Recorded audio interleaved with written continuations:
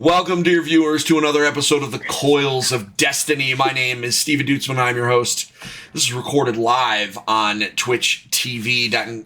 It's not even TV. It's twitch.tv/Engage Family Gaming every other Monday at 7:30 p.m. Eastern Time. This is a family-friendly adventure that beckons you to join us on a journey of magic and might. As we weave our story, we encourage audience participation. Your cheers, ideas, and insights shape the world and the challenges our heroes face. You can even help them a little bit.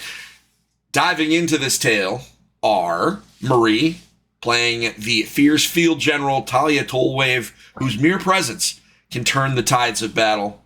Dana, playing Aurora, our gothic ranger, with unerring aim most of the time.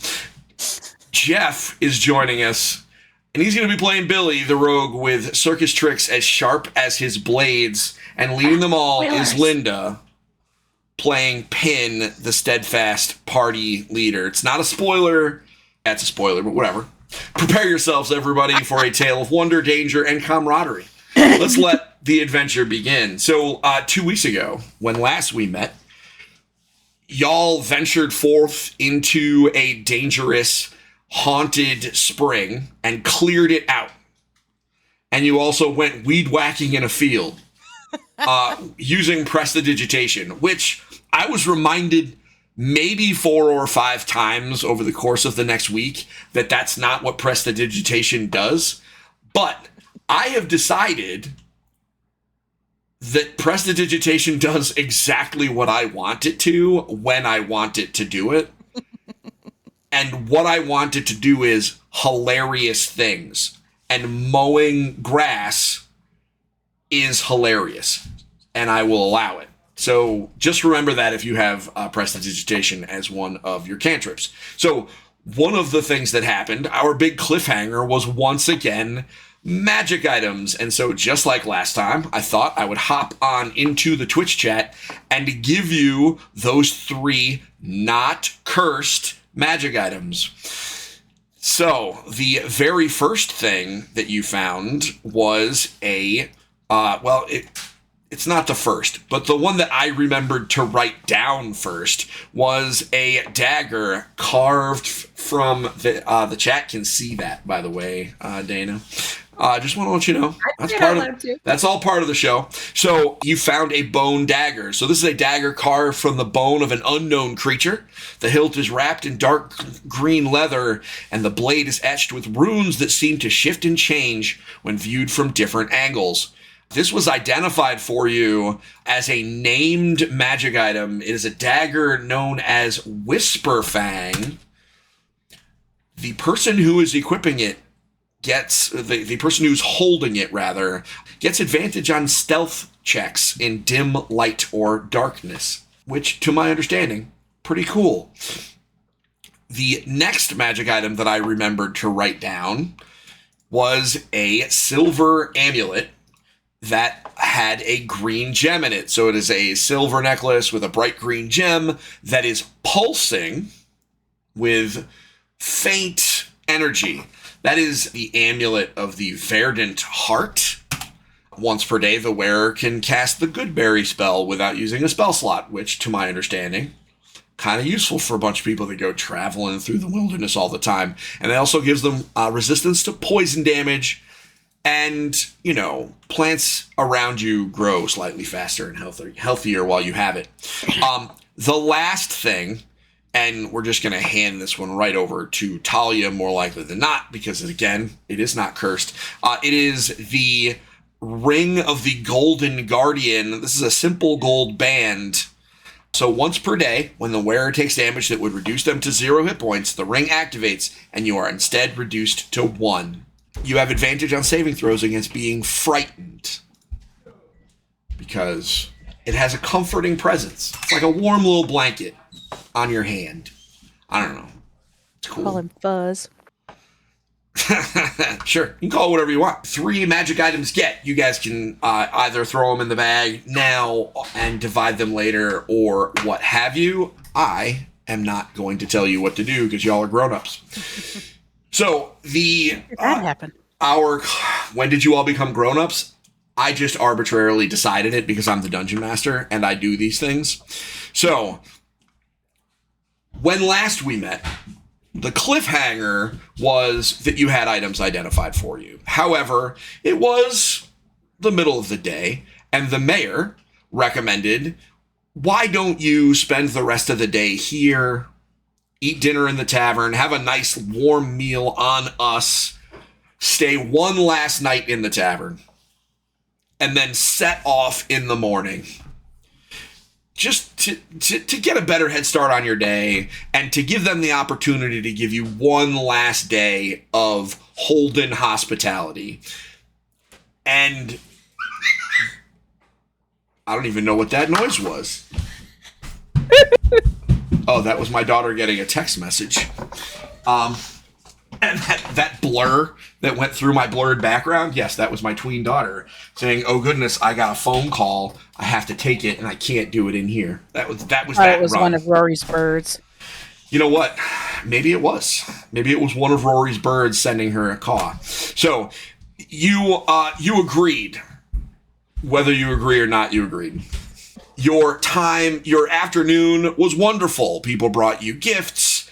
You had wonderful baked goods, and you drank your fill, and there was singing and dancing and merriment at the tavern that everyone except Aurora enjoyed. She just kind of sat in the corner miserable, but enjoying herself nonetheless. She was just kind of quiet. We know how this works.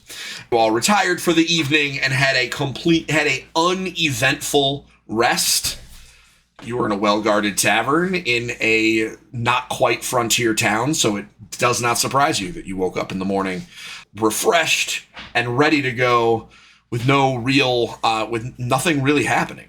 Overnight, you all wake up, gather in the tavern, which you were told to come down, and you had a wonderful breakfast made by a elated tavern keep. You remember you saved his girl, and he was very happy about that. Eventually, though, it's time to go. So you finish your breakfast, you have your water, and you know that the wagon is ready for you as soon as you were to go get it. As you emerge from the inn to make your way through town, your eyes come upon an unexpected sight on the horizon. While you were sleeping, a massive tent, radiant in its splendor, stretches upwards, seeming to touch the very sky itself. Its vibrant hues of golden yellow and fiery orange dance and meld together, evoking the imagery of a sunset captured on cloth. The tent's canvas billows softly in the morning breeze, creating a mesmerizing play of light and shadow. The tent's peak, adorned with a great and swirling flag, catches the sun's rays, making it shimmer like a beacon, calling to you and all nearby. And you see townsfolk kind of heading towards the edge of town where a circus has arrived. And you can see the mayor, who conveniently was leaning against a post as you walk out. And he just kind of shrugs and says, "So I know that you were going to leave today, but while you were asleep, the circus showed up. And this is an impressive circus. This is the Starlight Spectacle Circus. You don't want to miss this. So you should go and, visit them, spend some time at the circus on us. You may as well enjoy a day or so and, head off maybe tomorrow." I mean, that sounds entertaining. I have never yet seen this circus. Has anyone else? No, can't say I have. This one. Can I have a history check from my two nobles? All right. Oh. Sorry, Dana, I'm leaving you out on this one. That's okay. I had to remember which campaign I was in because I'm a noble in the other one. Yep. Okay. Yep. Not this one. This is rich kid stuff. 16. Nice. You know what? All right. So both of you have heard of this circus. It just has never found its way to Windcrest, but you've definitely heard of traveling Starlight Spectacle Circus. The theory is that they just don't have a really good space to set up around Windcrest because you are surrounded by rocky cliffs. And right outside that is a big, like a forest. There's just not a great place for them to be. But you do know that they are all around the kingdom and even in other places. And they are famous for being able to set up their giant tent very quickly. So you've heard of them, heard legend of them, but you have never seen them. Okay. Well, sounds like an opportunity we don't normally get. Shall Yeah. we stay? One night can't hurt.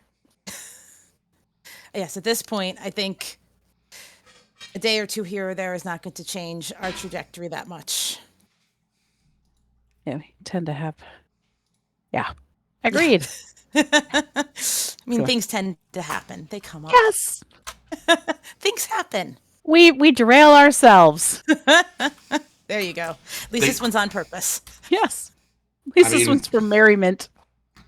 Yeah, it is true that of all the ways to get sidetracked, going to a circus, probably not the worst thing that could happen. So, Well, that depends what happens next. what is it with you people and not trusting me? Wow. Like everybody's just like, it's all right, Steve. We know you're gonna do something bad eventually. I think that's what everybody's doing. Everybody just assumes that I'm not just gonna like randomly just have you visit a circus and have it just be a regular old circus. I mean, it could be. I mean, we did go trick-or-treating in a village, so I mean, you never know. Correct. So, That was. okay, so the tent's canvas beckons you forward. And as you walk in, you notice intricate patterns reminiscent of mystical runes are embroidered all along the tent's edges, as well as all of the signage. This is well branded for a circus. They know what they're doing. Around the entrance, which stands invitingly open, there are a series of smaller tents and stalls that include things like festival games and merchants and a table covered with food. I don't have you guys are going to be able to see the map. I'll show it to the audience shortly. I did not put a million characters on the screen. Just assume that you are walking through a light crowd. This is not the mall on Christmas Eve. But it's the mall on Labor Day. There's people there, but it's not insane.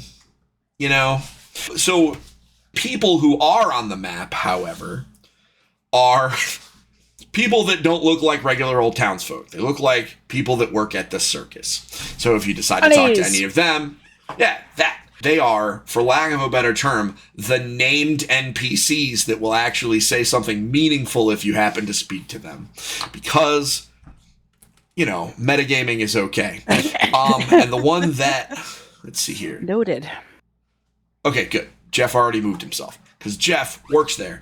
You will notice of the people that you see there is a man with colorful face paint and a very colorful green hat.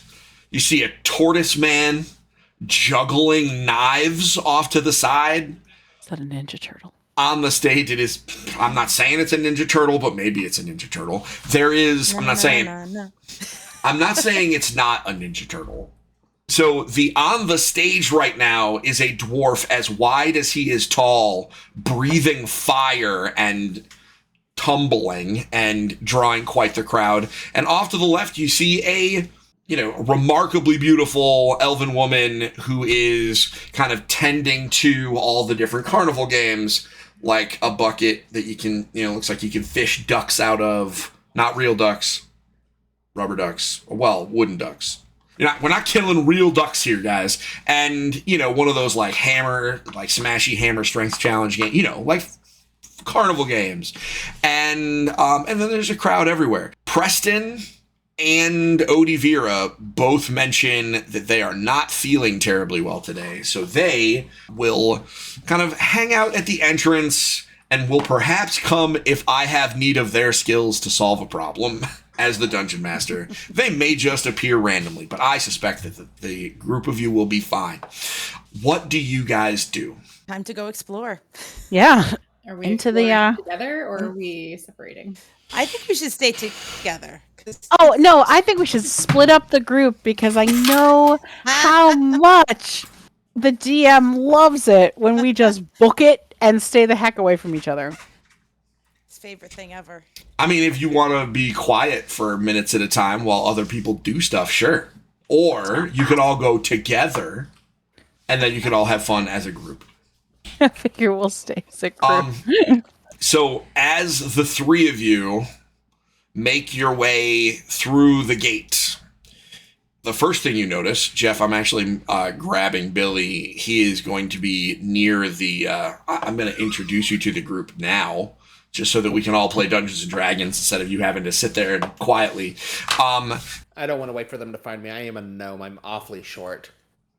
But you stand out in this crowd. So as they walk through the, multicolored, beautiful open gate, the master of the circus, let me get my prepackaged text here.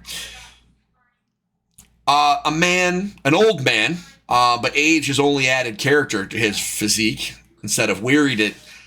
His hair, once a lustrous black, is now peppered with gray. There's wrinkle of laughter and wisdom across his face, but in his eyes, you see deep pools of blue that hold centuries of stories.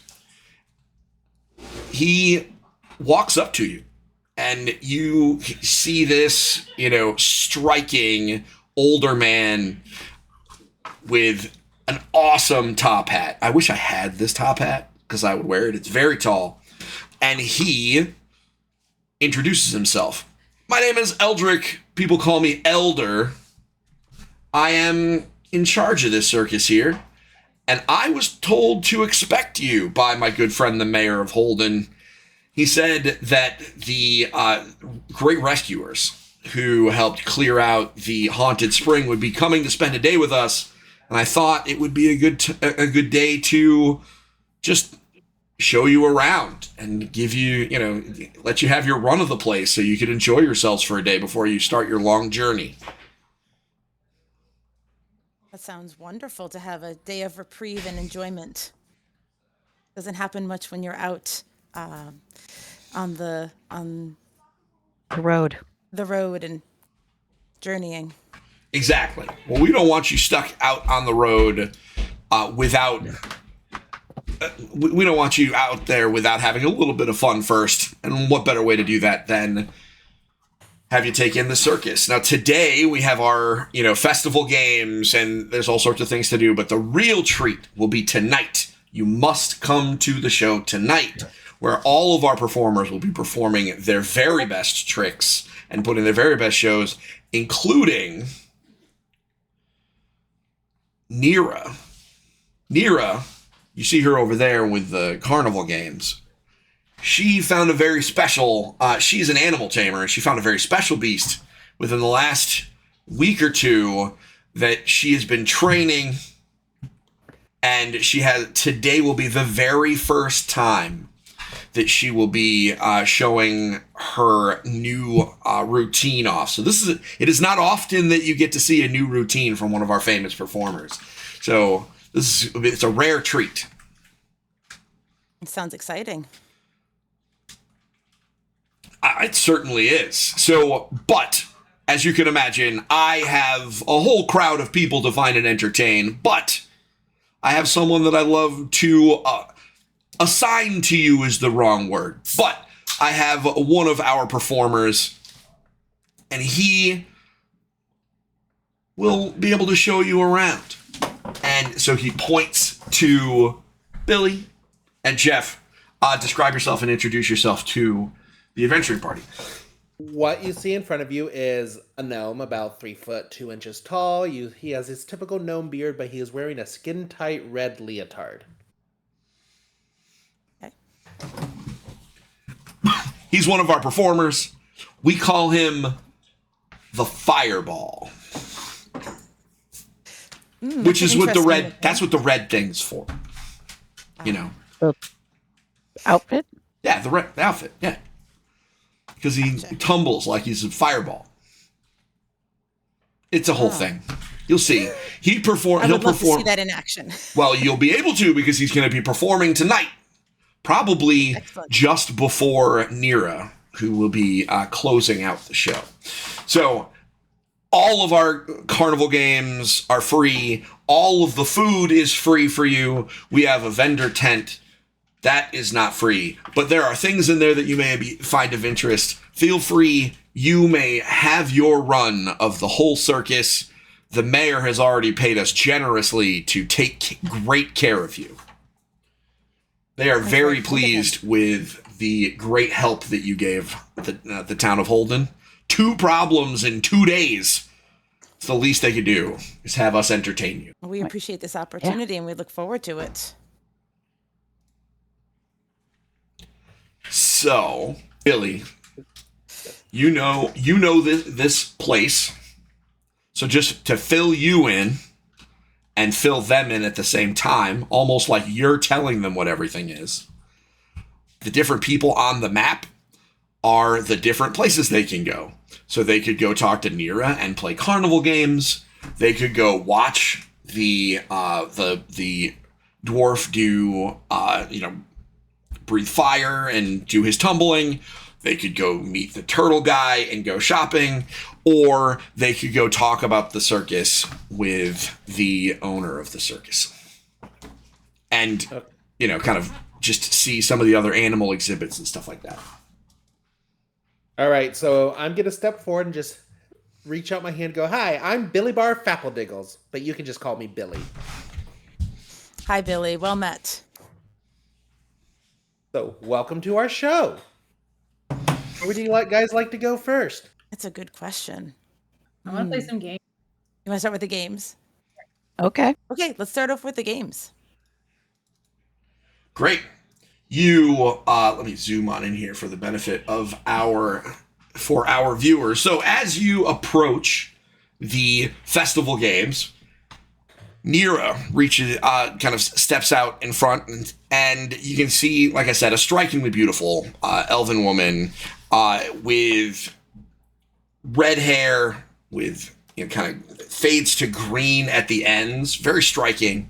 But her outfit it's clearly animal hide, but everything's kind of refined, and you can't identify what each animal is, but you know that it's not like Rory, you know that it is not one animal. It is many, but you couldn't really figure out which one it is. This is just very, there's some fashion work being done here. You know what I mean? She's not exactly a wilderness person. And so she walks up to the group of you, kind of gives a casual wave to Billy and says, "I'm in charge of the carnival games today. Did you want to play some?" And Billy just steps forward and goes, "Nira, these are special guests of the mayor." Oh, these are those special guests. Those special guests. Well, So you better treat them good. well, first of all, I don't treat anyone badly, but I will make sure that we have all the games set up. So she gives you a quick tour. So they have a game where you can try and fish for wooden ducks. You know, the thing where they're spinning around and you can fish for wooden ducks, and depending on which one you get, you might get a prize.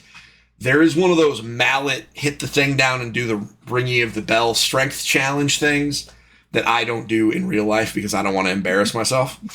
They have some of course, the one with the gauntlets of ogre power wants to do it. But they also have some target shooting and, the other vaguely fantasy versions of the carnival games that you have imagined before. I have been told that you can play all of these games twice for free. And if you win, we've got great prizes. Okay. And so she looks at Talia and then points over at the strength challenge. So, you any good with a giant mallet? Lifted some heavy things every now and then.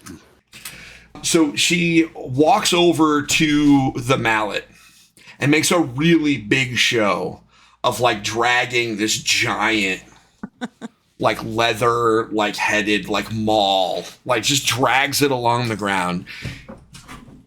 You don't need an insight check to know that it's not that heavy, but you know, she's making it look really impressive. And so she kind of two-handed drags the thing over to you. Well, I mean, I thought that you would be interested in this. So she drags this mallet over and kind of leans it over to you. And if you can ring the bell, you get a prize. If you do it twice in a row, then you get a bigger prize. And so you rolled a 9. So you you pull the hammer up over your head. It catches you a little bit by surprise. You were expecting it to be lighter because she is a strikingly beautiful elf, but she doesn't exactly look burly. This is not a weightlifter here. And so you expected it to be a little bit lighter. So you throw it over your shoulders and it's just a little bit off balance. And so you swing it down hard, but just a little bit off balance. And it goes about 2/3 of the way up to the bell before it comes crashing down. Well, you know, I know you're a mighty warrior. The hammer probably caught you off guard. Why don't you give it another shot? Like I said, you get to play every game twice. And she points at Pin. I don't think she's going to have a better chance. I don't think so either. Sorry.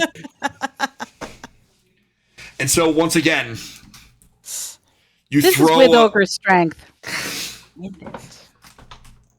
You pull it over your head, and with two hands crashing down, and it goes about the same as it did before. Why don't you? It'd be 2 gold for another try, and why don't you try?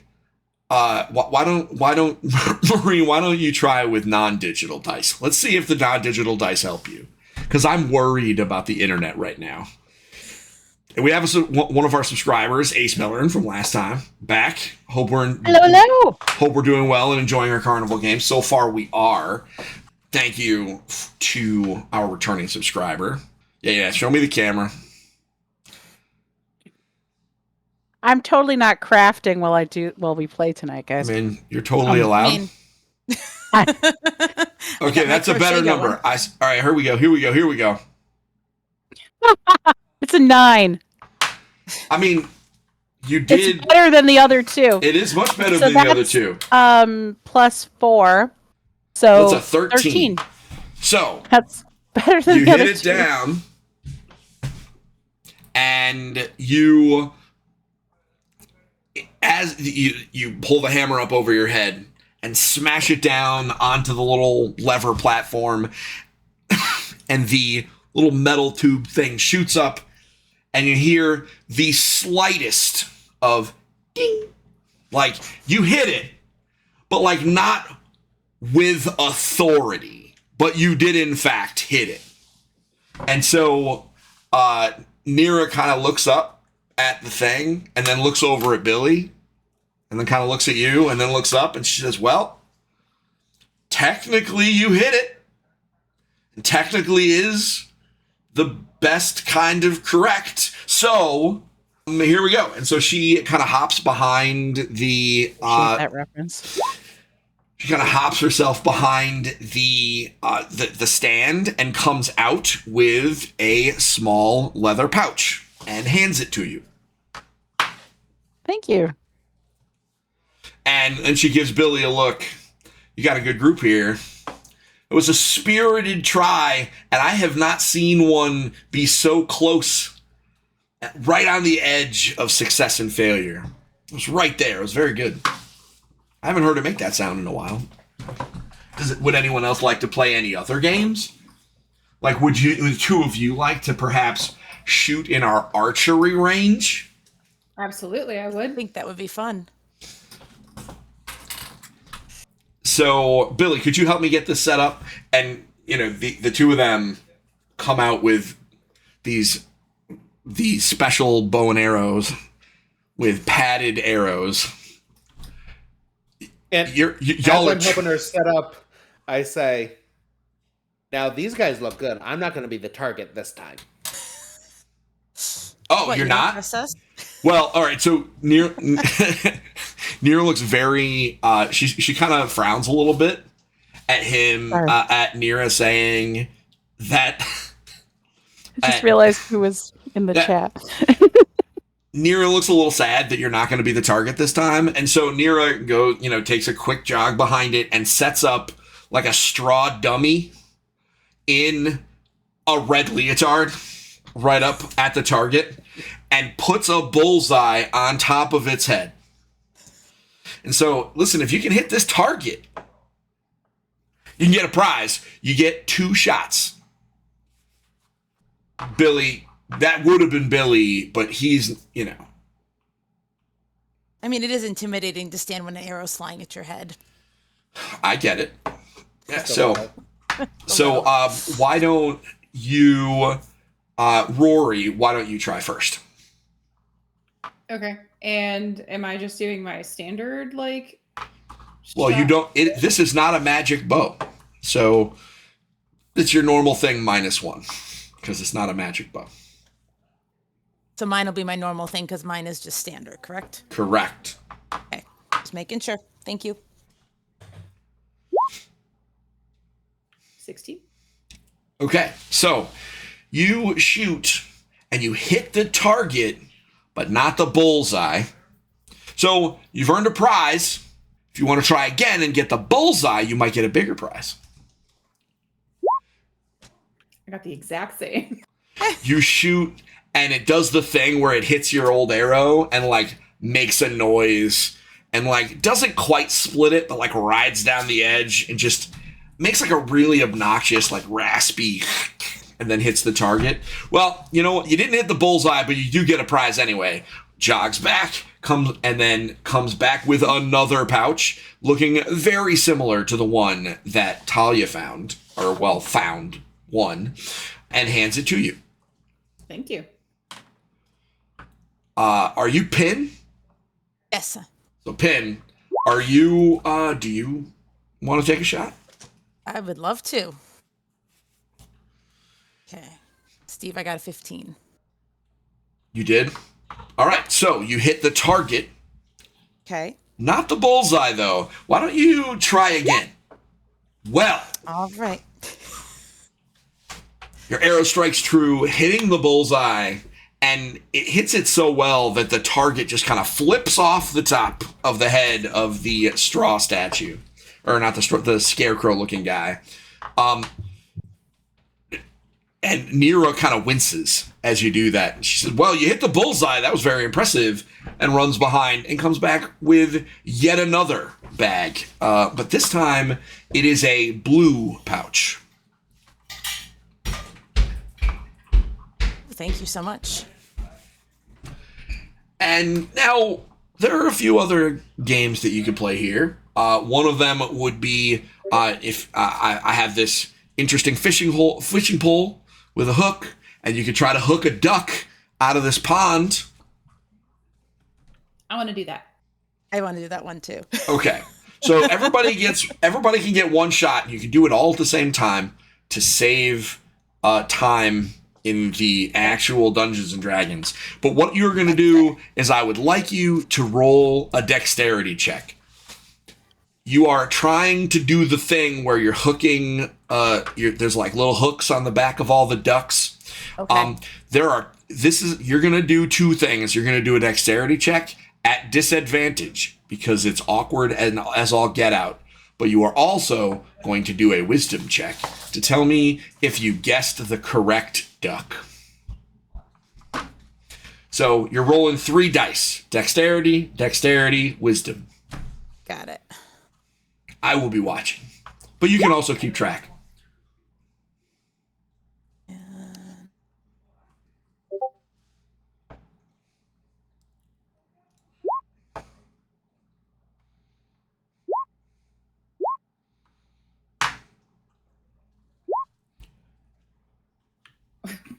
Well, I had great wisdom, but terrible dexterity.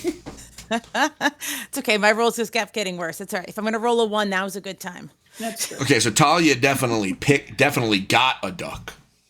Wow. But now we got to do a wisdom. All right. So she got a duck. We'll take a look and see what the sticker is on the bottom or whatever. They're all painted different colors on the bottom. Let's see what Pin did. And the three of you, by the way, can't help but like kind of chuckle at the image of like these three like kind of warriors just sitting next to the fantasy version of a kiddie pool, like fishing for wooden ducks. Like the humor of this is not barrel. Yeah, you know. Basically, yeah, it's a wide barrel. So Pin or Linda was that? Oh, so that was you at the top. So a 10, a 19, and an 18. Which one was you? She was 18 and I 5. did not roll well. Oh, Mine was, okay. Yeah. So I don't think I Pin got a duck. did not get a duck. No. Rory did not get a duck. Marie, you got a duck. Got all the ducks. You got a duck. And so she looks at the bottom of the duck, and it is painted red. So she hands you the red duck. You can keep this if you want. It's a souvenir from the circus. And then she runs behind and comes back with a red pouch. So now you have 2 brown pouches, a blue pouch, and a red pouch. Linda, if you could keep track of that for me, because I am certain I will forget. So the first one she got had been brown, because I'm writing colors as Just- Brown Right. leather was the first one, and this Yep, is my I got that second one. one. Red. And then you got the red one, Rory got a brown pouch. brown pouch, and I had a blue one. Got it. Blue one. It's all in my notes. Oh, you even got a note taker in the chat. There we go. Can I just say Thank you for the backup. Canonically above the table, I really want to give this duck to the possum so that he has a little like friend. Oh, we want to give the duck to the boss. I mean, listen, you could just ask for a duck. I bet you they'd give you a duck. But sure, yeah, who knows? I mean, Yeah, they're acting very Circus of the Corn. Ask for them. You get good chances, right? With this one, you got one. This one, you got one, because you got one, because fishing is kind of not really a test of skill. So, And after the skill, Billy goes, "Well, good thing you guys are warriors and not fishers." ha! Well, you have to know your strength. Well, we found out your strength because we saw the. Not strong enough to lift a hammer. Oh, it was definitely strong enough. She did it. Billy, you're so silly. So so they have one more. The best part is you're doing this thing and like you're pointing like 2 feet over his head. Like, and Rory's like, "What? I'm right here." I didn't do anything. I didn't do anything. So just to give you an extra just like picture of what's peace. happening, while you guys are going, Rory, your birds have like slowly gotten really comfortable around here. So like they're sitting on top of everything, and at least one bird went right into the drink and is in with the ducks and is just not That was what swimming. I was picturing. They're Swimming in not the wine. exactly swimming, but like just flapping around in the water, making a whole mess. You're bird bathing. It's just using it like a spirit bird bath. Wasn't it Penn who rolled the nat 1 on wisdom? So she thinks that one's the correct Yeah, one. exactly. Hey now. So while your birds are settling in, listen, I can laugh at stuff when it's funny, to me at least. So Nira is slowly, like, what happens is the birds are, like, very slowly swarming around the area, which you are totally used to, as are your companions. She didn't notice the birds at all until it was just all there. So, Billy, just to give you an idea, Rory is a swarm keeper ranger, so her swarm is not bugs or fairies or whatever. It is crows, because she is a goth princess. And so Yes, I everywhere you go, just dozens upon dozens of like inky black smoky ravens and crows just sit everywhere. But the added thing is they have personality like the animals that follow Disney princesses around. So they occasionally have attitude and, do silly things. So she notices them all at once. And none of you need an insight check to know that it kind of freaks her out a little bit. So she just notices the birds everywhere, and so she starts talking a little faster, getting a little bit more nervous. We got one more game that you guys could play if you really wanted. It's just what you're doing is I just need you to toss this heavy bag of sand up over the top of this. It's like a high jump thing. You got to throw the big sack of sand over the top of your head and over the post. And if you could do that without it landing on your head, which would be bad, then you get a prize. So it's another feat of strength. For my forte, yes. Talia, did you want to do this game? Do you want to throw the sandbag? Sure. I will allow you to use the physical dice because the digital dice hate you. I will say Rory will probably pick up on the fact that this lady started to get really nervous about the birds. Oh, yeah. And just go scoop the one up from the bird bath and just be like, sorry. Ooh. Shiny. Oh, okay. Let's see what happens. I'm zooming in. Sorry. No, I gotta hold on. Unintentional propaganda for goodness, my other game. Oh man, hold on, I gotta oh, there we go, an 18. we love to see it, everybody. There we go. So an 18. So that's good enough. So you this is more your speed. It looks like the hammer was just really off balance for you is what you're feeling, because you are able to really get a good solid two hands on this sack of grain, and you bend over and you lift it over the top of your head. It is heavier than you expected because it's awkward and stupid. It's a big, I like awkward and stupid. That's been my MO.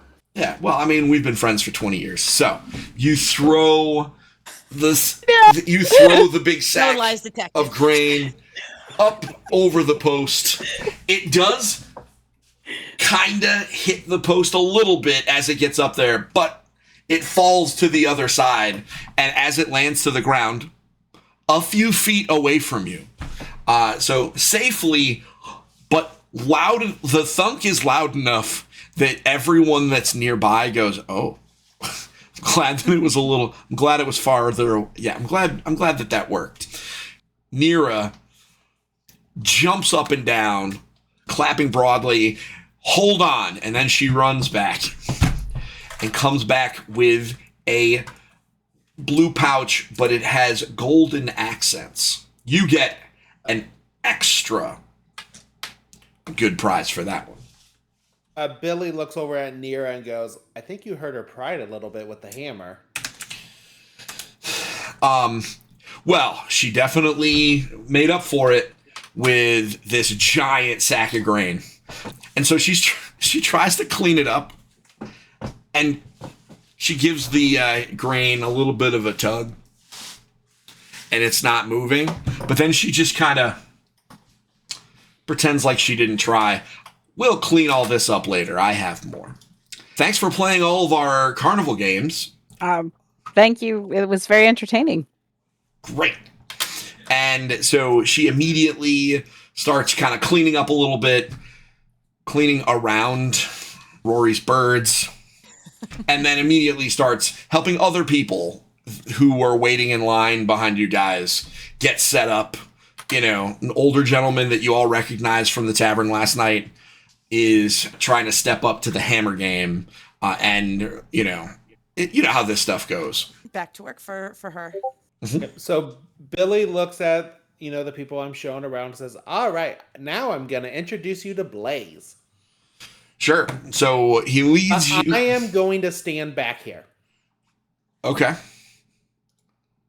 Sure. So you're welcome to get close.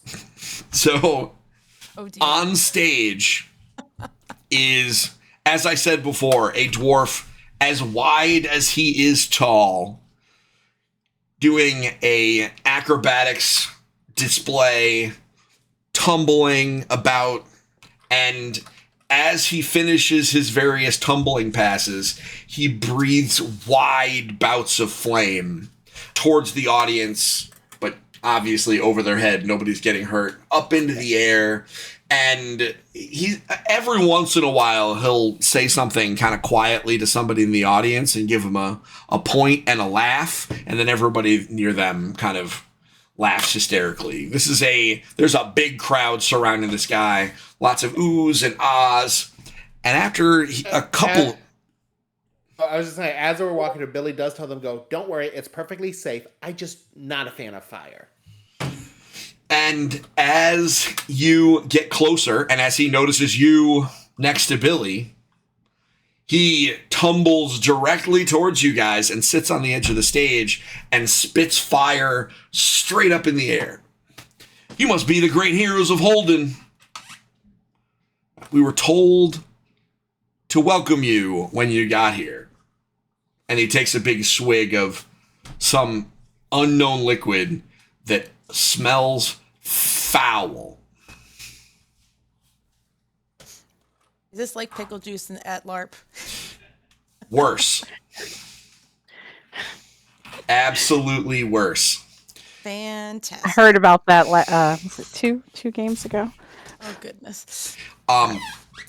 So Blaze, we are so happy to be here. well, Your performance looks enthralling. sure. Well, I appreciate it. I've been doing this for, I don't know, Billy, how long have I been doing this? Like 20 years?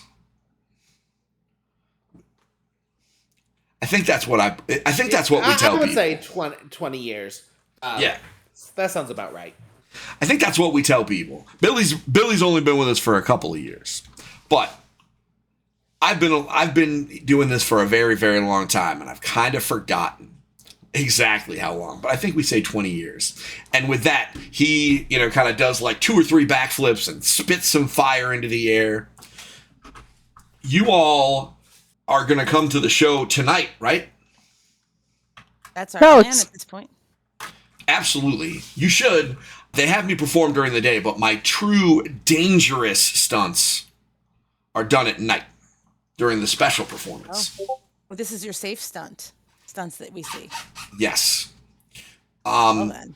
Well, I mean, they're the exciting ones, but not the the death-defying stunts.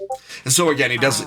I'll be right back. And does another tumbling pass towards the crowd. This time he spits like a wave of fire as he does another backflip. He's very excited, and then he takes another swig of this incredibly nasty liquid. Oh goodness. And then he I wonder holds what's out. the He kerosene. tumbles back and holds it out. Would any of you like to try? And he holds thank out a flask with like a big it's one of those like big like leather flasks. It's like a big floppy bladder thing. He's just here and he holds it out. Anybody want to take a drink? It's safe, I promise. And then he takes a swig and then bursts fire into the air. Preston needs me. I'll be back. Sure. Oh, thank you. I'm not interested in breathing fire. And then he looks at Rory. What about you? You look tough. And he takes another swig. So he hands it to you. Kind of tosses he puts the cap on gently and kind of tosses it to you. You just unscrew the top and take the littlest sip. Okay. And do you actually drink it? Yeah.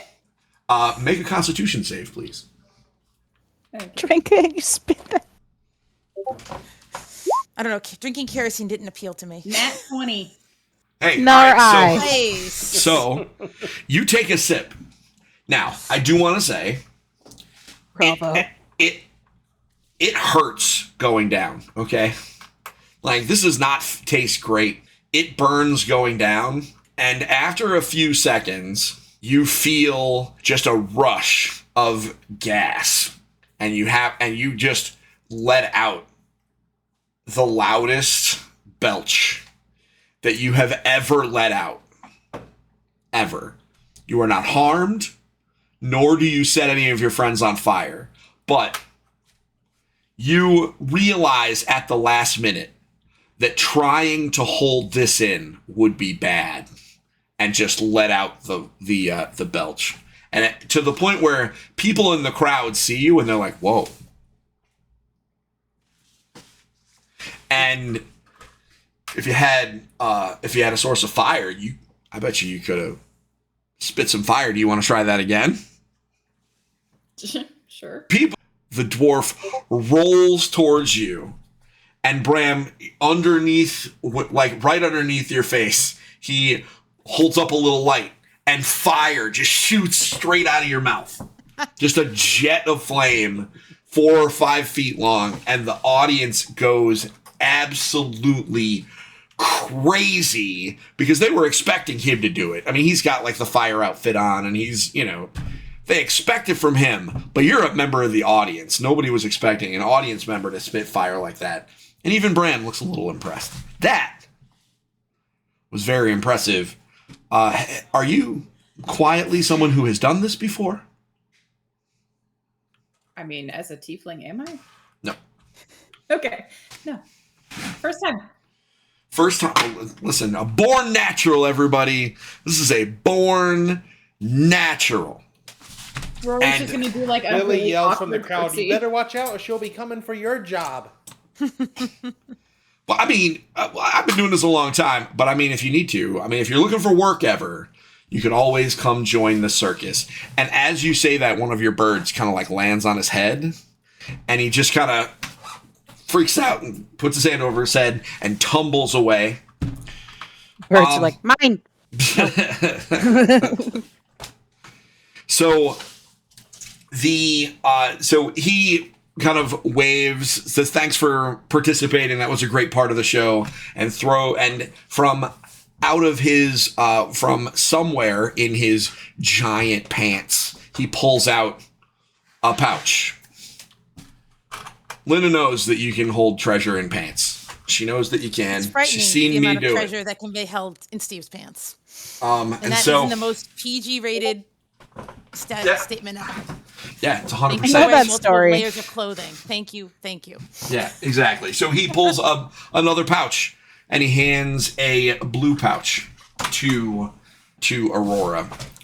As he does that, Elder comes over and says, that was actually very impressive. Have you ever thought about joining the circus? No, I'm good. Thank you. I have a job. Oh, well, I know that you are traveling heroes. Do you live in Holden? Are you going to stay there? No. My hometown is a little bit further away. Ah, secretive one. I can appreciate that. I don't tell people where my home is either. Or where I'm going. And part of that could be because this is the circus. We often don't know where we're going until we get there. We just wander. Right, Billy? That's right, Elder. So, I hope you intend to come tonight to see the show.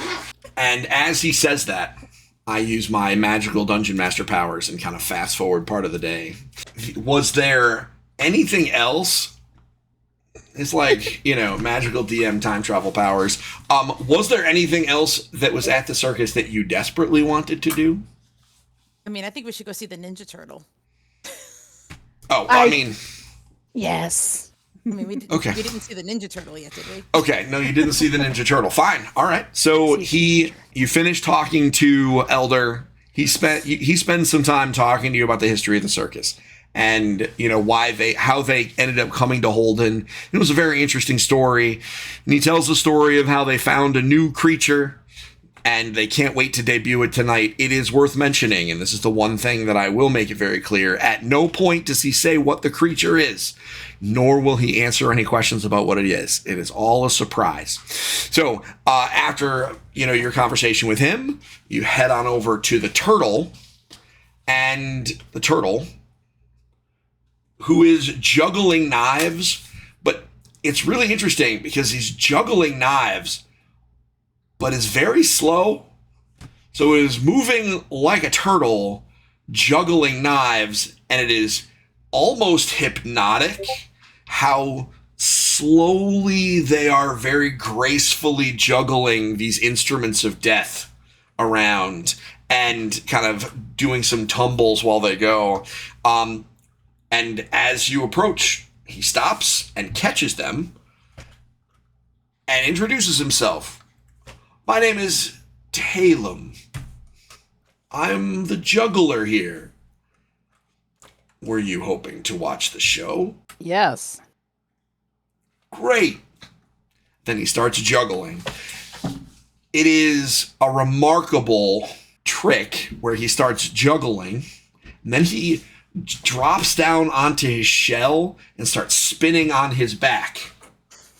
And just when you think that you're about ready to start applauding this excellent, exercise in grace, one of the daggers that he is juggling appears to just get tossed to Pin. So Pin, you got two choices. You can either make a reflex save to get out of the way, Okay. or you can make a reflex save at disadvantage to catch it. You get to choose. I'll tell you what, the smart choice would be to just do the get out of the way. But I feel like it would be more hilarious to try to catch it. So I will roll with disadvantage. So reflex. Do the digital dice hate Pin? Not as much as they hate other people. Why am I not seeing reflex on here? Oh, you know what? Because it's not called a reflex Dexterity. anymore. It's called a dexterity. My bad, everybody. I'm still thinking 3.5. All right. So what am I rolling? Oh. So Is it acrobatics? Is it dexterity? You know what? You could use. All right. You know what? I use my acrobatics. You could use your acrobatics if you would. Like. I forgot you had that. Good. I You have know what? acrobatics. Okay. Good on you, Talia. Thank you. All right. So Ben better and I have known roll each other for a was while. not great. 12. How badly is this going to go? So he tosses one of the knives out to you, and you kind of awkwardly step out of the way and try to catch it. You don't catch it, but it doesn't hit you or harm you. You just kind of almost grab it, but instead of grabbing it, you kind of swat it to the ground, and it hits the ground with a loud, just a metallic smack. At which point, he kind of spins around on his shell a little bit more, picks up the knife one more time, and then pops up again. Billy, these are your friends here. I figured they'd be able to catch my knives a little bit better than that. Now that they have warning, should I try it again? Billy looks at him and goes, "Yeah, she's not as cut out for the circus as much as her friend is." I mean, this wasn't my specialty. Sorry. He looks at Talon and goes, "Talon, should we show it how it's done?" Yeah, he does the turtle version of a thumbs up, which is really just like kind of holding out like a turtle hand, and Turtle power. absolutely turtle power. So he drops again and starts tumbling, juggling these knives, and this time he throws one right over to Billy. Billy, do I have disadvantages or no? Because I'm used to it. I think that is a good question. Let's see how your first roll goes. Okay. You got an 18. Got an So 18. he tosses it to you, and you do just kind of casually catch it out of the air, do a little spin, and throw it back into his juggling tree, and he just kind of keeps going. I mean, it's not exactly cheating, but he knows my trick. You didn't know that I was going to throw the knife out at it. I didn't give you any warning. I just thought you were the heroes of Halden, so I thought I'd give it a shot. I knew at the very least no one was getting hurt. We appreciate your confidence. Stands up, shakes your hand, and says, I hope to see you all at the show today, because we'll be doing all of our most death-defying tricks tonight. I'll be doing mine on a tightrope. Ooh. and he kind of walks over to the tent on the far right of the map. That's like a moon, and it's a bunch. Basically, it looks like it's a lounge for performers or other workers. And so he's sitting there with some other folks, and he's having a little drink to cool off. Was there anything else, or do we want to? I think we're ready I want to do this, but I also want to find like the equivalent of like a funnel cake to eat while we're watching. Oh, absolutely. So we can do that. But absolutely, the table that is on the... Oh, it's very impressive. The table that is on the... There is a table that is covered with food. And after this, one of the workers kind of tells you, listen, I'm sure the Heroes of Holden could use a snack after a morning of winning prizes, and points you over towards a table that is covered with all sorts of cool food, etc. And yeah, sure, there's a funnel cake vendor there, because why wouldn't there be a funnel cake vendor? I'm food motivated, and this is definitely this is my kind of party, and I would want funnel cake there. Fried dough is a thing in high fantasy. You know what? Everything's a thing in high fantasy if you want it to, because we have magic. So so time passes. Billy, you excuse yourself because you actually have to work, and then you find yourself in a different map because nighttime passes, and they are calling folks into the circus, and so you come in. And let me actually move the map. And so you find yourself, let me grab our friends who are not there and move them off to the side. What I am going to do, I'm going to put you guys got front row seats. Now, 3-ring circus, it's only a 1-ring circus. Well, it's a 1-ring circus. Come on. It's 2 rings because you got the ring of, you have the hay bale ring in the middle. So I did not put tons of people in the stands. However, I do want to say that as you guys go in and sit down, and you find seats easily, but after you guys sit down, it is standing room only at this circus. So I'm not putting tons of people up. Just assume that all of these seats that I have put on here have people in them, like a lot. So it's loud. There's, people enjoying themselves, etc. The performances go exactly as folks said they would. The turtle goes first, and he walks across a tightrope and spins around on the tightrope on his shell while juggling knives. The audience goes absolutely crazy. The dwarf moves kind of around the circle. You'll notice he stays away from the hay bales. Stands to reason why he would do that. He's working the crowd, spitting fire, tumbling down in between the seats that people are sitting. So it's kind of hard for him to get an idea where everything is. And, kind of does these amazing tumbling passes, spitting fire above the crowd, etc. At least one person had a fireball just singe over their extra tall hair. And that doesn't smell great, to my understanding. But it's, remember, I don't know. And so the night continues. Elder comes and stands in the middle of the ring and tells a story of the origin of the circus. Great storytelling. There are people kind of there are crew members running through the audience with kind of alchemical lights and kind of adding drama to the story. And then the last 2 performers. They've been building up Nira's performance with the... They have been building up Nira's performance with the animals, or with the animal, all night. But Billy is up. Now, Billy, you are billed as the great fireball, an acrobat of great skill. Why don't you describe what your act is for everybody?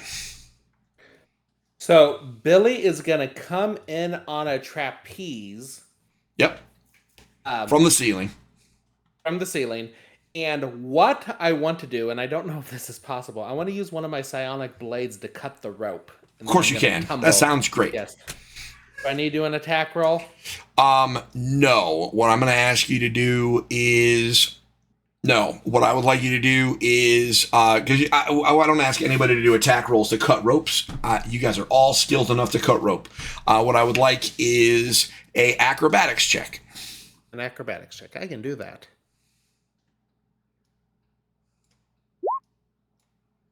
Not great. So you are on the trapeze. You swing. You cut the rope. That goes perfectly. And the rope kind of gives way. And your tumbling pass is a little bit more awkward than you might have hoped that it would be. But you do land safely thanks to a hay bale. Oh, okay. I got you.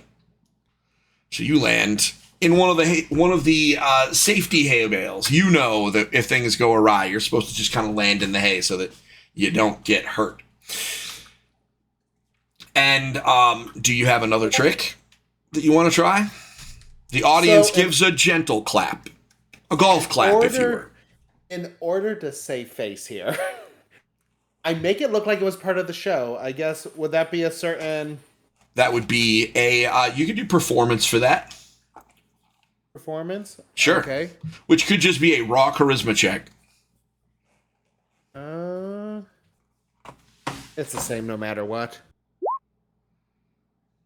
I mean, you pop up, do a little tumble, sell it to the crowd that was part of the plan, was that you were trying to, basically shoot a target, which was the hay bale, and everybody around goes absolutely nuts. Wow, that was great. How did he cut a rope and land in that hay? This was crazy. You guys hear people talking about how impressive that performance was. And then in the middle of it, since I landed in the hay, I'm going to do another acrobatics check to start doing like cartwheels, and I'm going to be doing backflips from hay bale to hay bale. Oh, I'm not even going to make you do checks for that. That's awesome. Okay. So you can absolutely do that. And so you do some tumbling. While you are doing that tumbling, Nira moves out. She comes out standing in the center of the circle of hay that has been put on the ground.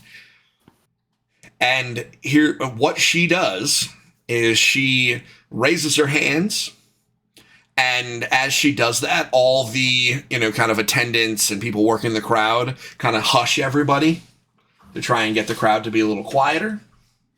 And she shouts out loudly, "Everyone, it is time for for the performance of the evening, the end of the show. I hope you've enjoyed everything so far. My name is Nira. I am a tamer of wild animals. And 2 weeks ago, near in the outskirts of this very town, we found a beast the likes of which we had never seen. The lights dim, plunging the tent into shadow, save for a single spotlight at the center of the ring. Nira steps a little bit to the side into that circle of light, her red and green hair shimmering like autumn leaves caught in a dance. Her eyes lock onto the audience and command their attention. From within the circle of hay emerges a massive snake. Its scales beautifully patterned in hues of emerald and sapphire, reflecting the ambient light in a mesmerizing pattern. It winds itself around Nira. What first looks like a dance of trust and respect changes. The snake's movements grow more erratic, its eyes darting wildly. Two things are happening right now. One, I would like everyone to make an insight check. Aurora, I would like you to make two. I would like you to make an insight check, but I would also like you to make a nature check. And I think Talia also has nature. You can make a nature check too. Billy, this is not part of the act. Okay, so do I need to make an insight check too? You can, yeah. You also have advantage because you know Nira. So, once you see my insight, it's not going to be much. Oh, 15. I'm not insightful at all. Okay, so Three. Pin, you know I have no idea. nothing. Pin. Okay, so we got a 15. I had a 16. 19 on insight. Okay, And my advantage gave me one more with a negative Okay. 1. That's not bad. that isn't bad. All right, so Talia, Rory, and Jeff. You see legit surprise and fear in Nira's eyes. Like, what's happening here? This isn't supposed to happen. Like, that kind of look. So that's the first thing that happens. The nature checks. Did we get nature checks from Rory? I rolled a natural 1. Okay, so it's a snake, Talia. Snake. At least you know that much. It's a snake. It's doing snake things. It's doing a danger noodle thing. Doing a snake thing. I got an 11. Okay, so it's a big snake. He noodly. Suddenly, the tent is filled with an eerie, otherworldly hiss, echoing in the very bones of every attendee. It's a sound that seems to come from the depths of ancient forests and forgotten temples. The effect is immediate and profound. Those who hear it, their eyes glazed and distant, become statues frozen in place. The lively atmosphere shifts to one of chilling stillness, with only the soft flicker of lanterns and the heavy breathing of the entrancing snake breaking the silence. I would like all 4 of you to make wisdom saving throws at advantage in this case. But you notice literally everyone else appears to fail one. Ooh. 11. Ouch. Ouch. A little better. We are all owned by the snake. Well, Fine. Rory is good. Talia is, so you got an 11. Okay, so let me resolve this. First, I need to switch maps. Oh boy. Battle map time.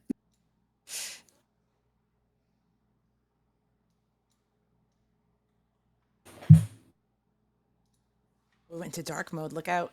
I know. Oh, snap. I should probably. Danger! What you guys see, let me put you guys in the right position. And Billy was kind of, I don't know where you were. Up. Yeah, that sounds good. Yeah, That I sounds was good. standing. Oh, I was gonna say because what I thought my character was doing because there was a new person. I was standing off to the side. Yeah, that sounds good to me. Okay, so everyone in the audience goes super still and silent. Rory, you are able to shake off the hiss. Everyone else is stunned. I will confirm, just for sake of giving you guys the opportunity to plan, this is a temporary stun for you guys, but you are stunned. What I would like everyone to do, though, roll for initiative, because it's time to play some combat games.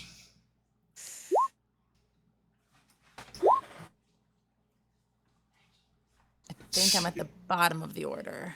So I think Talia is going first, followed by Rory, followed by Billy, followed by Pin. Where the snake is, I don't know. You'll find out. As all that happens, the snake opens its jaw and swallows I'll never remember her name, Nira whole. One big bite. And you see a non-struggling form kind of right here in the snake parts because she was stunned by the thing. Talia, it is your turn. I would like you to roll a Constitution save. Oh, okay. Okay. You shake off. I'm a pharmacy, everybody. That's the general, everyone. You shake off the stun. And you may take your action as normal.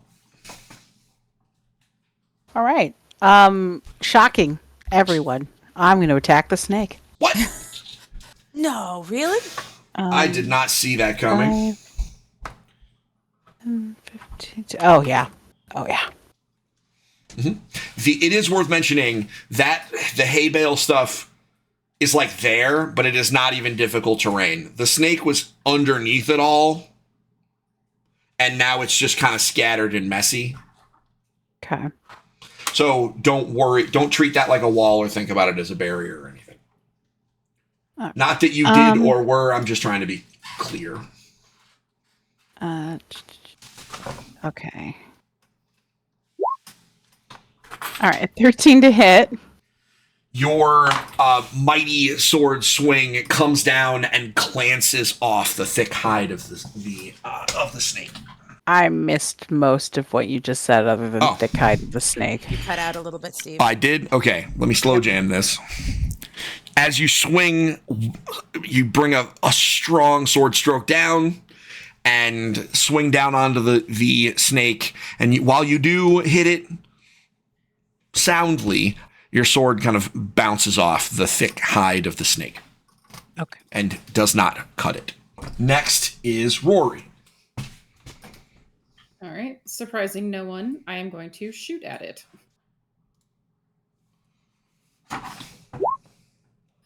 Also got a 13. So you shoot it, and the arrow bounces off the edge of the snake and shoots off into the crowd on the other side. All right. That's my turn. Next is Billy. Billy, could you make yourself a Constitution save?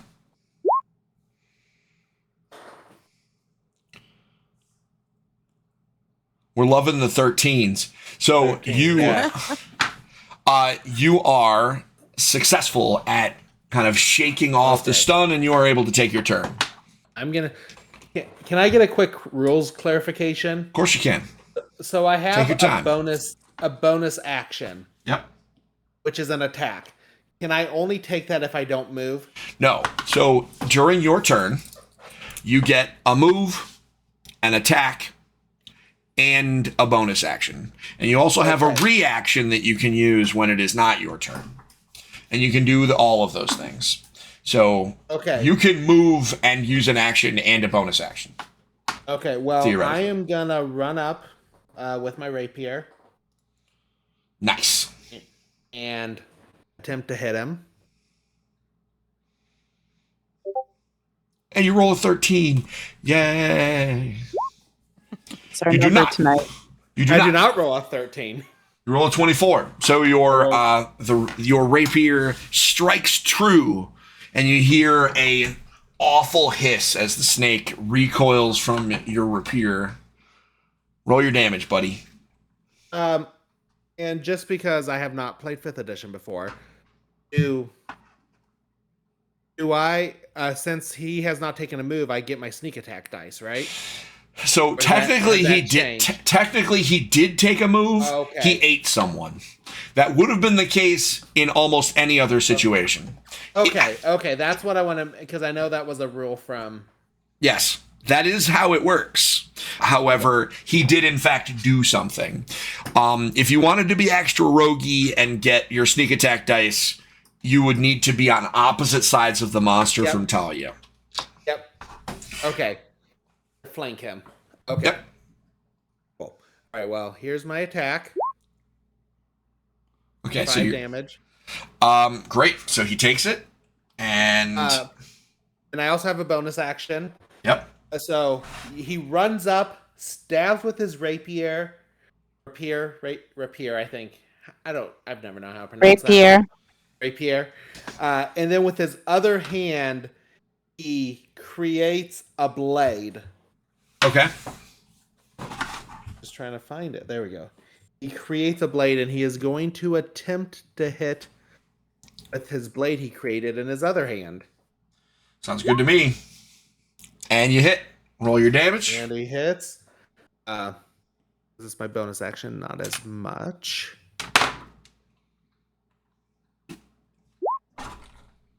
Five more Actually, damage. Just as much damage with half the die. Works. Sometimes the dice be like that. So he Next runs up, is stabs him and just. next is dice take it away. and that is how that works. Next is Pin. Pin, I would like you to make a Constitution save to see, Hey. and you are also able to shake it off. All And right. now you may take your turn as normal. That was at least the dice worked for that. So I'm not out of commission. All right. So I am going to move just a little bit closer, and then if I can get it to do the thing, I'm just going to come to here and get out my bow, and I'm going to try to hit it. Sure. Ooh, So you crit, because that's a 20. crit. Nice. So remind me, I have not critted yet since we've been playing. You just do So double sorry. the damage and then add so you do basically 2 dice. So the damage dice times 2, and then you add Okay. whatever the stat thing is to it. Okay. So what I'm going to do, I'm going to roll it without the bonus, and we'll add it manually after. So Yep, we can do that. So D6, so 2D6. So I rolled a 1 and a 6. So and that's then- 7. And then plus 3. All right, so you did 10. 10 total. Okay, so you run up and you shoot it and just land an arrow right into its gullet. And it, again, makes whatever shriek a snake makes. I don't know what a snake sounds like when it gets shot. I don't know what sound a giant snake would make when it gets shot with an arrow. But whoever's listening, whatever your mind's ear thinks that sounds like, it sounds like that. I'm hearing the shrieks from Tremors in my brain. Sure, from back sounds great to me. Back in the day.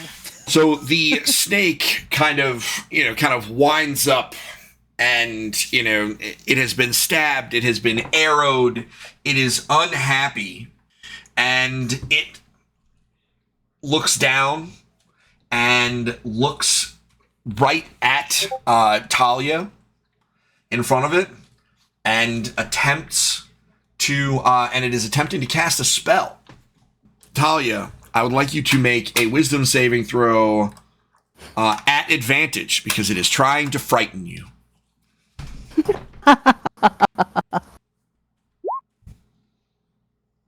15 and 13. That is good enough. So it casts the spell, and our wizard is not here, so he can't figure out what it is. So it does a thing. It looks at you, and it tries to be like, yo, fear. I'm going to try and scare you. And you're like, no. Whatever, dude. I'm here. No, whatever, dude, I'm here is the title of this week's episode. And so you stand strong, and the snake looks a little irritated. I mean, and frankly, I would be too. I tried to make somebody scared, and they were just like, whatever, man. And then it whips out at you, it whips out at Billy, rather, with its tail. Billy, what is your armor class? 14. Okay, so it hits you. And let's see here. It hits you for 14 points of damage as it slaps you right across the side of your head with its tail and lets out a rowdy hiss. Now I move to the top of the order. Oh yeah, as you kind of prepare to start doing whatever you want to do again, you start to hear from the audience some folks just kind of, you hear some noises like people are starting to wake up. Talia, what do you do?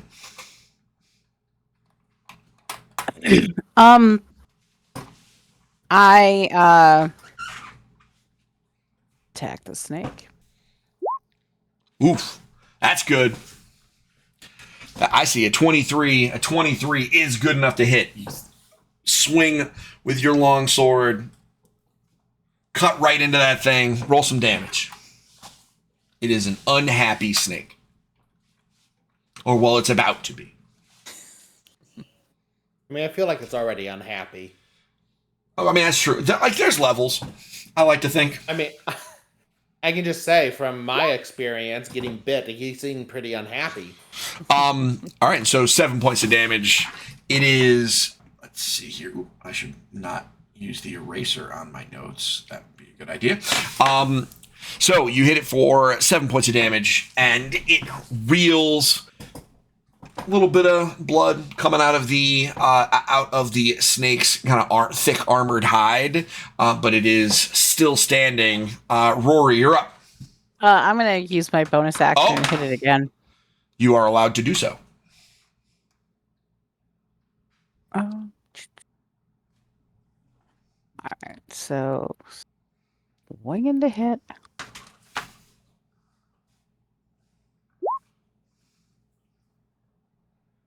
$14 this time. So you swing again, and it kind of clangs off of its thicker armored hide. Oh. Can I use one of my what are they called? Superiority dice? Yes. Matter of fact, you can.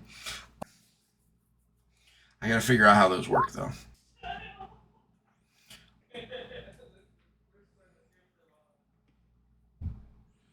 So, yes. So you have precision attack. You, when you make a weapon attack roll, you can expend one superiority die to add it to the roll before or after the roll, but before any effects are applied. I went really fast and didn't give you the opportunity to respond, so I'll not be that jerk. So you didn't actually, you added 6 to it, and that's enough to hit. So now you can roll your damage. 2, 7. And you do another 7 damage. It is an unhappy snake at this point. Next is Rory. All right, I'm going to shoot him again. I'll try to. Nope. Yeah, you shoot, and the arrow glances off the top of his head and off into the crowd behind it. Sorry. Next They weren't is awake before. They are now. next is Billy. All right, I am going to 5-foot step over here. Would this be good enough line to get? You need to. I'll just move you. You need to be on opposite sides. Okay, that's what I was trying to ask. So Yep. I know I can't make it there without him taking an attack of opportunity, and I don't want that. I've already been bit and it hurt. You could use your dash action to take. You could use your dash action. You could take the bonus action to take the dash action, or not the dash action, the disengage action, which means you could move all the way around if you wanted. That is the advantage of being a rogue. You can kind of move a little bit. So I would disengage like away from him because I couldn't move through him. So disengage doesn't actually mean that you move away. It just means you move without provoking attacks of opportunity. So yeah, you can't move through him, but you have enough movement that you could get here while disengaging, and then you could attack. It just means you can't do your offhand thing, but that's okay, because you can only do your sneak attack damage once a round anyway. So yes, I'm going to disengage and run over there to get flanking. Do we get any bonuses to attack when we're flanking? In fact, now that you are flanking, both you and Talia have advantage while attacking. So we roll 2 dice. You roll 2 dice, because that is what flanking does. Okay. And I'm going to attempt to hit him with my rapier. And I do not hit. You do not. So you go ahead and roll in, and you poke in with the rapier, but nothing happens. Next is good. Pin. All right. So first, I'm going to call over to the performers that are across the way and just call to them. Try to start calmly clearing the rest of the audience out of the way. Try to get them out. And then I'm going to...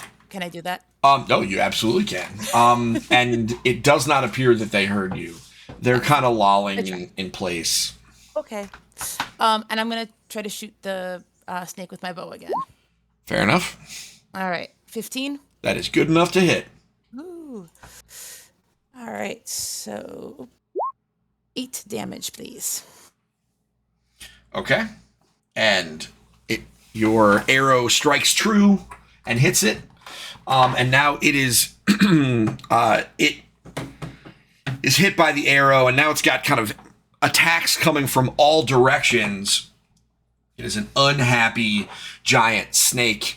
It will take a bite at Talia, hits you. you take 6 points of piercing damage, and then could you please make a Constitution save, please?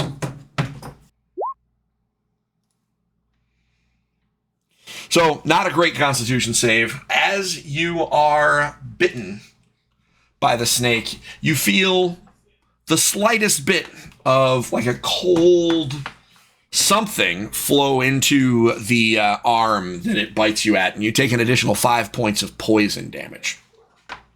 How much? 5. So a total of 14. Yes. Is she wearing the ring? Yes. Which ring? The Death Ward ring. One that she can't be poisoned on. The Death Ward ring. The one that we were just talking about. The one that like will have her pop back up to 1 if she. Yeah, that one is protected her from the frightened thing.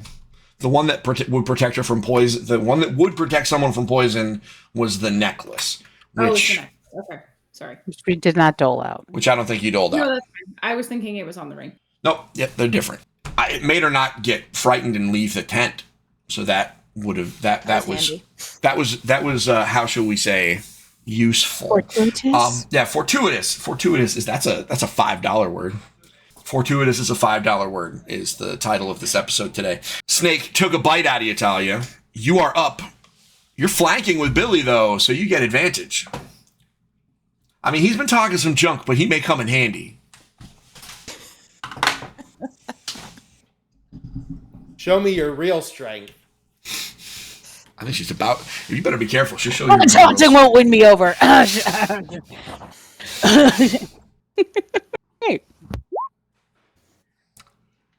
So... Oh, okay. So 16. So the 20. Yep. I'll take Okay. the So 20. you do hit. I mean, you would have hit either way. But yes, you strike true. 8. And deal 8 damage. You again, a nice solid cut from the side with the longsword. You get through its defenses and leave a nice solid gash in the side of the snake. One thing you do notice is the form that is slowly moving down the snake was not moving. Now it is. Oh, not dead yet. Correct. Well, I think Hopefully. it's safe to assume because they are moving. I think it'd be a different problem if they were dead and moving. I think. Next up, Rory. I don't know. All right, I'm gonna try to shoot it again. Hey, 17. Look at that. You hit it. Woo. 4, 6 damage, and then from my burbs, so 8. 8 damage. You guys are just loving doing the 8 damage. You know what? When all is said and done, that is one way to get rid of a monster. Just do 8 damage every attack. It'll work. Next is Billy. All right, let's try this rapier again. And I have advantage. Mm-hmm. And I miss both times. But Listen. I can use my psychic blade. You can, yes. And I get advantage with that too. You do, because it's an attack. Mm-hmm. Okay. So you hit with that one. And you do get to use your sneak attack damage. And so I get a D4. So this is the attack. So it did 6 and then 2d6. Yep. So 14. 14 damage. Okay. You come in from behind, you miss with the rapier, but then you kind of get that psionic blade right in between a couple of scales, and you hear whatever a snake screaming sounds like. I don't know. I'd like to think it sounds like one of those machines blowing bubbles. We're going to pretend that that's what it sounds like today. I don't know. I knew a guy in college who used to impersonate a tapeworm. That's in my head right now. That guy's weird. not in this conversation, is he? No, it wasn't me. Okay, cool. Oh no, It was not me. he wasn't there. He wasn't there. I mean, Steve can't impersonate a snake. You think he can impersonate a tapeworm? Listen, I mean, the point He's got is weird not superpowers. You never know. the It point was of an the. RA retreat over a campfire. It was It's worth mentioning. wild. Impersonating a tapeworm is not about accuracy; it's about just the creativity. Selling the bit. Ability. Yeah. So, next up is Pin, followed by whatever nonsense the snake wants to do. Then Talia is on deck. Okay. I'm gonna try to shoot at it again. That seems to be at least What we do. But that's what I'm doing. Looks like my arrow's gonna go a little wild though. So you shoot, and the arrow flies past the snake and into the crowd, and you hear a cry out in pain from someone in the audience. Oh, sorry. Next, I told you I didn't want to be your target. listen, Spider-Man.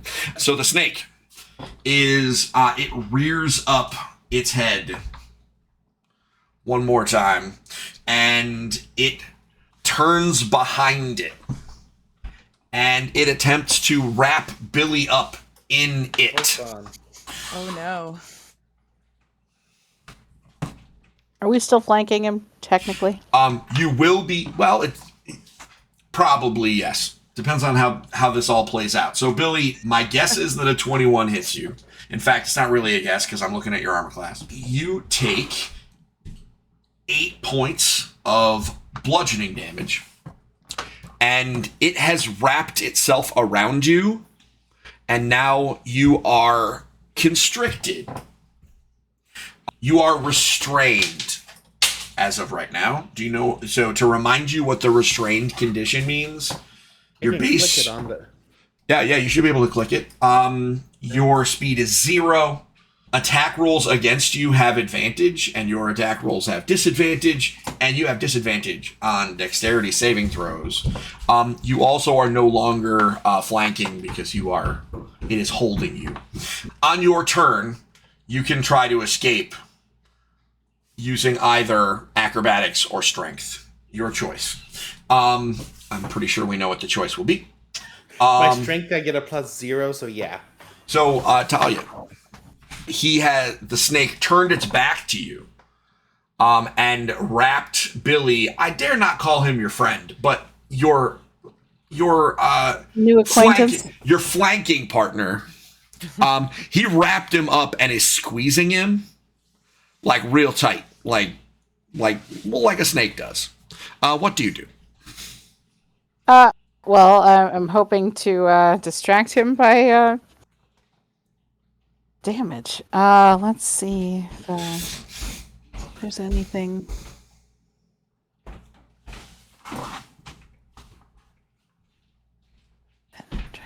Oh.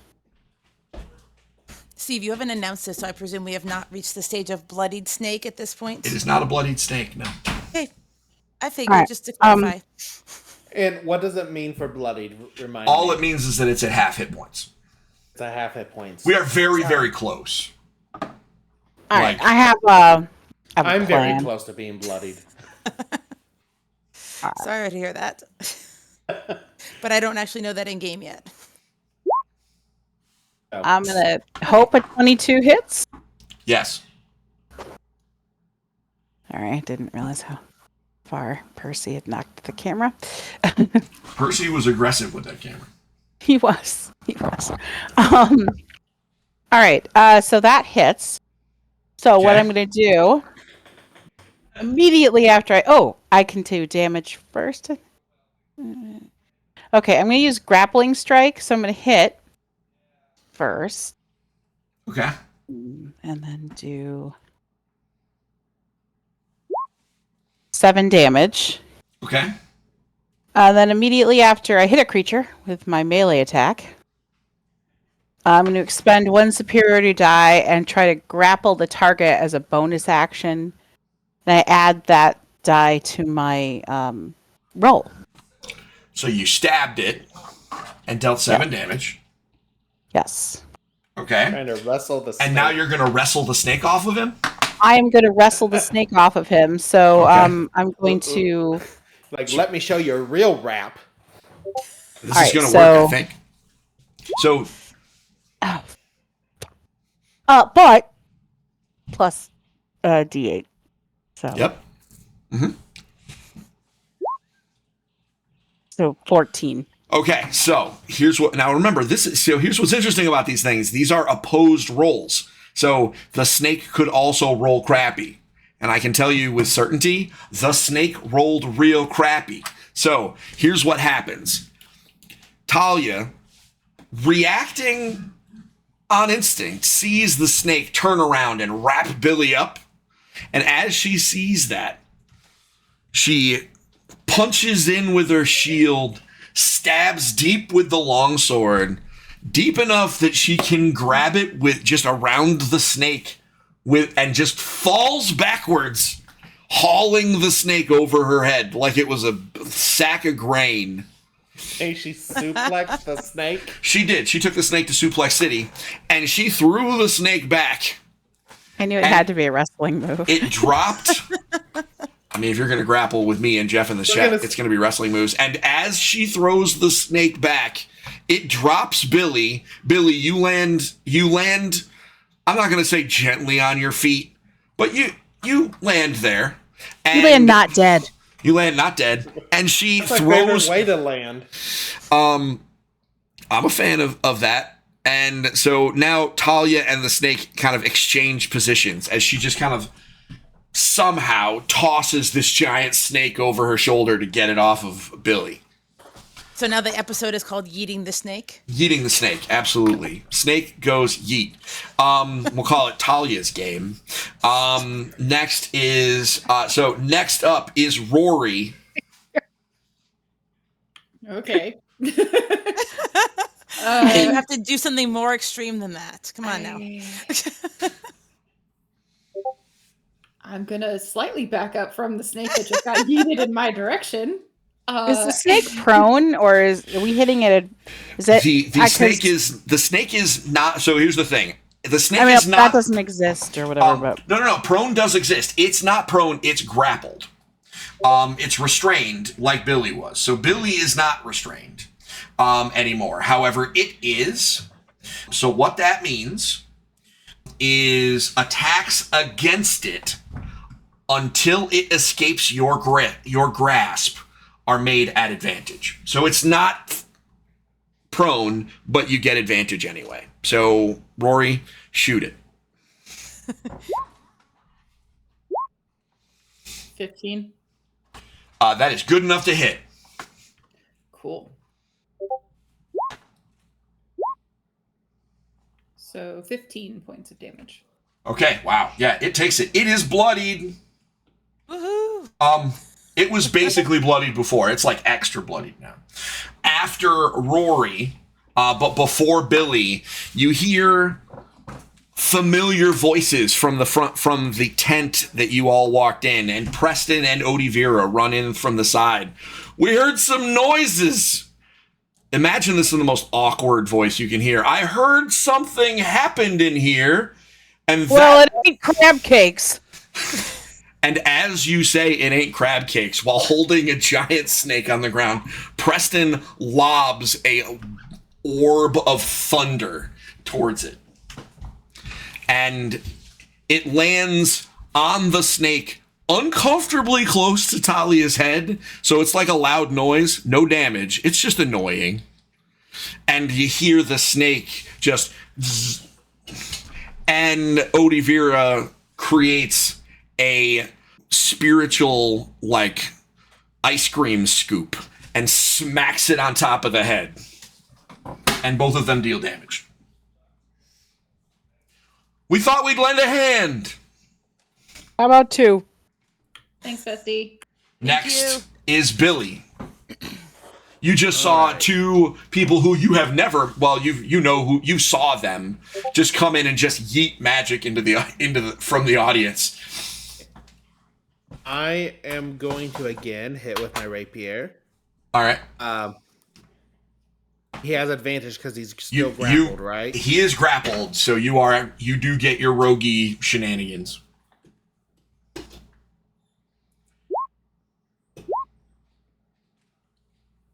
He hit. That is good enough to hit.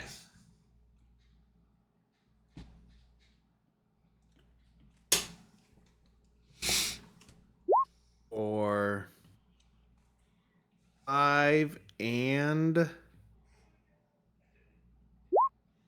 so 15 damage. Okay. Snake Then is in rough shape. I still have my psychic blade. Yep, you do.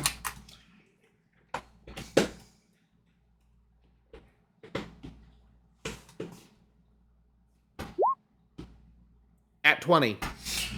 All right. Well, you got it. Remember, you don't get to use the sneak attack damage the second time. That's only once per turn, but that does crit. So I get 2 times the die roll plus whatever the modifier is, right? Correct. So 2d4 plus 3, I think it is.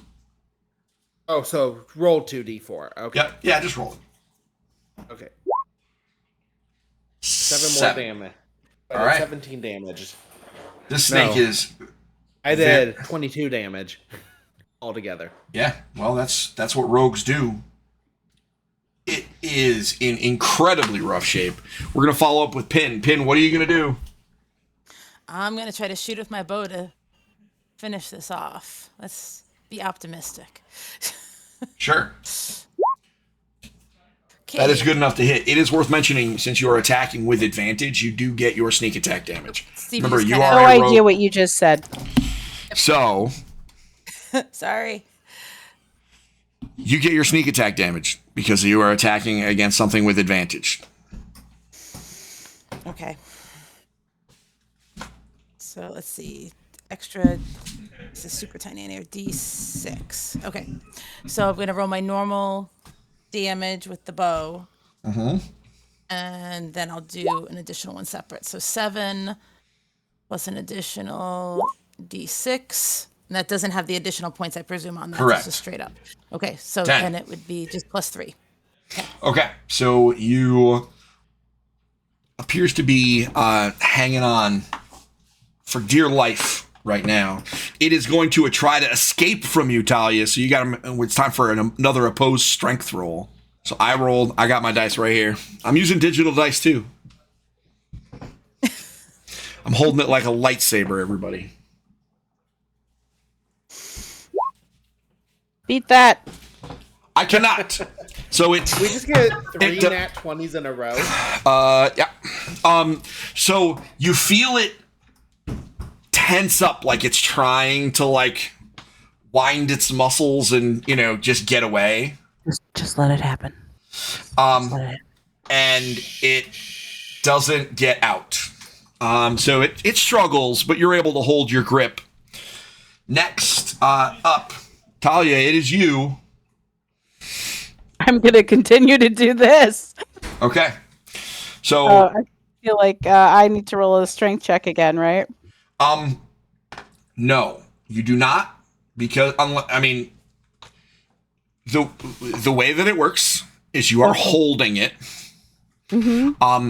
Your options are you could let go to stab it. You could hold on, which doesn't require more dice, because the opposed die roll is if it were trying to escape, which it can only do on its turn. So you could move it if you wanted, because it is kind of at your mercy, or you could kind of hold it in place. Hold it in place. I feel like it's making it easier for my friends to hit it. Okay, so you just I imagine that you squeeze a little tighter just for Oh, yeah. just I for wanted to know who's you want who's the in charge. giant snake to know who's in charge. So you do that, and it struggles a little bit, and then it's Rory's turn. All right. Rory, are you gonna bring us home? Maybe. So 20, because it's still an advantage, right? Because she's Yes. still Mm-hmm. holding it. That is correct. It is still restrained. So 14 points of damage. Your arrow strikes into its side, and Talia feels the snake go ever so still as it kind of sputters to the ground. It seems like you don't need as much effort to hold on to it, and it collapses to the ground and is dead. You brought us home. Sweet. What do you do? cut out Presume the we fall out of lady. innocence. Yeah. Sure. So it is obvious where the person-shaped thing is, and so you use a whatever cutting instruments you so choose to cut in, and you are able to pull her out. She does not appear to be moving. Odavira, And we need you. Odavira kind of does a quick, she's not a world-class sprinter, but she knows when she's needed, and comes over and is able to apply some healing magic to the person, and Nira starts coughing and, goes, kind of wide-eyed, obviously terribly afraid, and kind of looks around, looks at Billy. I've never had an animal do anything like that before. We found this snake. I've never, nothing like that's ever happened. It doesn't surprise me. This is the first time we've had this happen.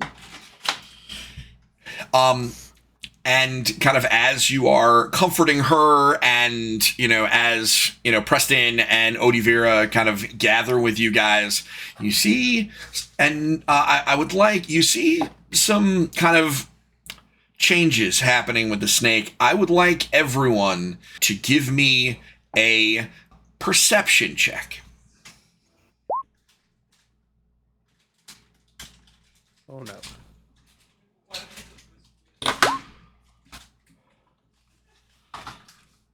We got a 19, we got a 15. 19 for me too. 19, a 22. Damn, another not 20. While the dice decided they don't hate you now. Wow. Okay, so Saw what I did with the snake. all listen. That should be the title of this episode. She suplexed a snake. Oh man, that's really good. So Well, he takes a danger noodle to dinner. Oh, Talia. Sorry. so I play a lot of games with different names, y'all. all of you notice that the snake is starting to shimmer, and some of its scales are kind of shrinking, and others are growing, and it appears that the snake is overall growing smaller. And it continues to grow smaller, and you will find out what it turns into in 2 weeks, because that is the end of this week's episode of the Coils of Destiny. She suplexed a snake normally the bit is we can't use it, but I think we have to use She Suplexed the Snake as the episode title, even though that's against the bit. So everyone, thank you very much for watching. I hope you enjoyed watching as much as we enjoyed playing, which is impressive. We set the bar pretty high. This is a high point of every week for me. Jeff, welcome to the game. Our smack-talking, soul knife stabbing, gonna get beat up by Talia if he keeps it up, gnome friend. Remember what I did to the snake. Yeah, exactly. We all saw what she did to the snake. A lot better than you did with the hammer. Oh man. Well, I mean, she did it when it counted. You want to go back inside the snake? Anyway, we can do that next time. Let's keep that energy. So, thank you guys for playing. Everybody, we will be back in 2 weeks. Ideally, we will be back in 2 weeks with Preston and Odivira in the seats so that we can continue, and maybe, just maybe, there won't be any distractions, and they will finally be able to go out on the road to Blackwater. Or I don't know, this is a traveling circus. Maybe it'll be a zoo next time. I don't know. We'll see what happens. Everybody, I hope you have a great week. We will see you next week for the Engaged Family Gaming podcast next Tuesday. But until then, don't forget to get your family game on. We'll see y'all soon. Bye now. Bye. Bye.